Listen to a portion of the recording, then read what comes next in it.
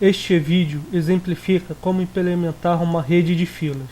Para este exemplo foi utilizada a linguagem Java. Este é o esquema de como funciona uma fila MM1. Observar em especial as interfaces Source e Sync, pois são essenciais no projeto, sendo uma implementação do padrão Observer. Para entender como a fila funciona, é interessante saber do padrão de projeto chamado Observer. Ele é muito utilizado quando é necessário trabalhar com eventos. Um consumidor de eventos, também chamado listener, se registra para receber notificações do gerador. Quando ocorre uma mudança no gerador, ele notifica seus ouvintes da mudança. No nosso exemplo, tanto Source quanto Sync são geradores e ouvintes. Source é um gerador de eventos de chegada. Sempre que há uma chegada, ele envia o objeto que chegou para o próximo da fila. Source também pode atuar como ouvinte de saídas. Esta característica é útil na interação fila-servidor. Dessa forma, quando ocorre uma saída no servidor, ele notifica a fila a qual está associado para enviar outro elemento. Sync é um gerador de eventos de saída, aceitando Source como ouvinte. Seu principal uso, no entanto, é como ouvinte de eventos de chegada. O método send é chamado quando ocorre a chegada no nó. Observemos agora o objeto timer.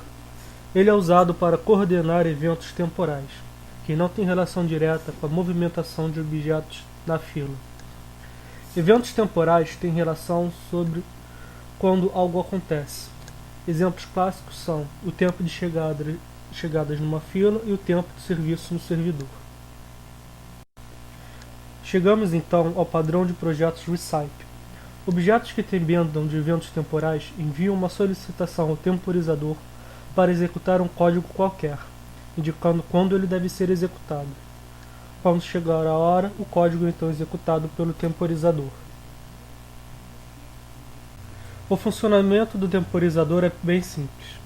Uma vez iniciado, ele lenta o loop até que uma condição de parada seja atingida. No nosso caso, estamos tratando como condição de parada 1000 unidades de tempo. A cada laço, o próximo evento é retirado da fila de eventos e executado. A marcação do tempo atual também é atualizada. Os eventos são adicionados a uma fila de prioridade ordenada pelo tempo no qual o evento deve ser executado. Aqui vemos a base dos eventos que serão definidos mais tarde. Eles possuem um tempo e uma ação. A ação será executada quando sair da fila de eventos. Tempos menores são ordenados para serem executados primeiro. Agora iremos falar sobre cada elemento dessa fila, desde a entrada no gerador de chegadas, passando pela fila, servidor, saída.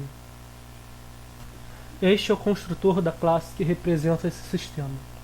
Na primeira parte, os objetos são criados.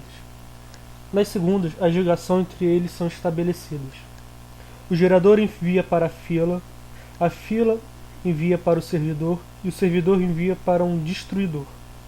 Observe ainda que há uma conexão extra do servidor para a fila, com o objetivo de informar a fila quando o trabalho do servidor tiver sido concluído. Esta classe representa o trabalho ou o cliente. São os objetos que são movidos dentro do sistema.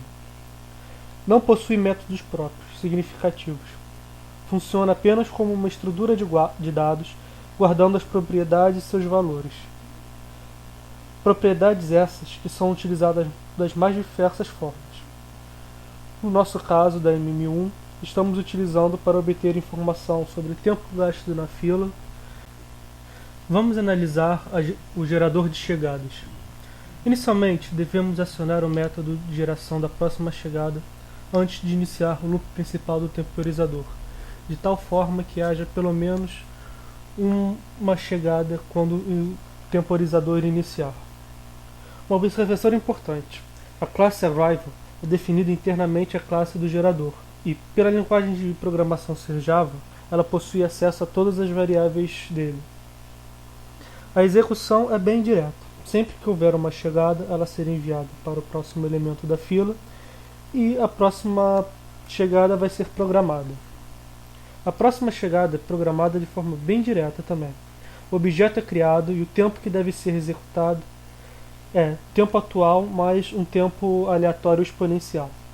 Depois o evento é enviado para a fila, a geração desse tempo exponencial será tratada mais tarde. Aqui falaremos da FIFO, em particular da sua reação ao evento de receber um job. As partes mais importantes estão em vermelho. As outras fazem parte da coleta de estatística, para determinar o número médio de clientes na fila e para montar o gráfico da ocupação mais tarde. Qual é uma implementação de FIFO qualquer? Ela é utilizada como um buffer para os jobs que chegam. Sempre que um job chega na fila, ele é adicionado a qual. E se por um acaso o servidor estiver ocupado, ele é mantido na fila e ela espera que o serviço acabe para poder enviar o job ao servidor. Caso contrário, ela pode enviar diretamente. Este método é chamado sempre que o servidor associado à fila tiver uma saída e requerer um elemento dessa fila. Ele simplesmente retorna no próximo elemento da fila e envia o nó que o pediu, no caso o servidor. Aqui estaremos analisando o funcionamento do servidor. Quando um job é enviado, ele verifica se ele já está servindo outro ou não. Se não estiver, ele passa a servir o trabalho que chegou. Caso contrário, o job é descartado. Para servir o trabalho, primeiro geramos o tempo de serviço e depois programamos a saída. Este é o evento de saída do servidor. Assim que ele é acionado, nós enviamos o trabalho para o próximo elemento na rede. Indicamos que não há mais trabalhos pendentes e depois pedimos outro trabalho do elemento anterior à fila. Se houver, ele começa a ser servido e essa saída é programada. Este é o último elemento na nossa rede. Sempre se pode enviar jobs a ele e ele não faz nada, quando o job é enviado. Como não há mais referências ao job depois do envio, ele é recolhido pelo Garbage Collector. Para se poder gerar números aleatórios, a primeira coisa que se necessita é obter a função de geração analiticamente.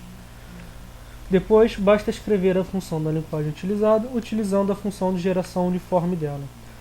No nosso caso, estamos utilizando uma função de geração exponencial e ela é menos log de um número randômico sobre o lambda, que é a taxa da exponencial correspondente. Aqui temos um exemplo de execução da MM1 apresentado. É dado o número de jobs na fila por unidade de tempo. O critério de parada, nesse caso, era funcionar por 1000 unidades de tempo e o gráfico mostra os instantes entre 400 e 800 unidades de tempo. A taxa de entrada utilizada foi 9 por unidade de tempo e a taxa de saída do servidor era 10 por unidade de tempo. Para poder fazer tipos mais complexos de redes de filas, há ainda mais um nó a ser apresentado, que é o multiplexador, que pode ser colocado após o servidor e ele envia para as saídas conectadas a ele de acordo com uma probabilidade passada como parâmetro. A probabilidade de um sync receber o job passado como entrada para o multiplexador é igual à sua massa dividido pela massa total.